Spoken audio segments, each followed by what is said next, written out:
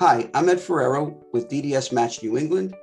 Here are 10 things you should do before you buy a practice. Are you starting to think about buying your practice? There's 10 things that I recommend that you do. The first 4 is really about you assessing yourself. Get your calendar out. This is going to take a while, right? We'd like the things to go smoothly and quickly, but buying a practice doesn't happen overnight. Brokers need to get to know you to find a possible match, your showings, other questions that come up from your lender. So this is going to take some time. This is also the perfect time to review your present and prior contracts. Non-competes can vary. They may last longer than you think. Third is what's your style? And you need to stick to that style. It could be tempting to get sucked up into the process.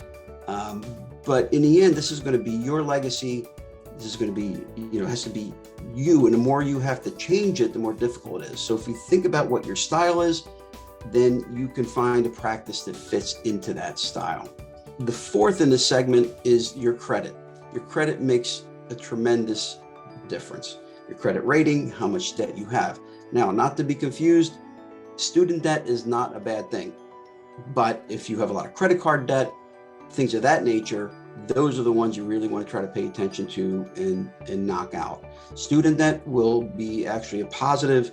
We look at student debt as an investment in yourself, so it's not at all, a negative.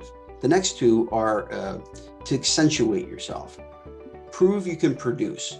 Start to get together your CV and tidy up your production records that show how much you do, what types of procedures you're doing. This will make it much easier for banks, sellers to evaluate who you are. Many of these sellers, this is their legacy, and they want to make sure they're passing it on to the right person. 6, stay fresh. Continue to educate yourself. Continue to be at the top of your game. This will only help you as you come into a new practice and you start to make it your own. New procedures could be brought into the practice.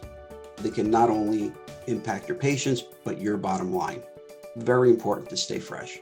Then acquiring a practice, it's your call. Start meeting with multiple brokers, interview people, see what they're about. You have to have the right team. And that goes right into the 8th step, or the 8th item on my list, is assemble your professional team in advance. Have a dental attorney. Dentistry has a certain nuance to it. They could get expensive if your attorney has never done it before. It's very different than buying and selling, say, a restaurant.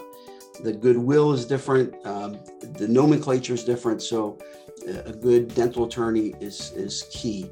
A good CPA that can look over the numbers, again, that is also familiar with dentistry, the norms, the overheads, and what could be changed.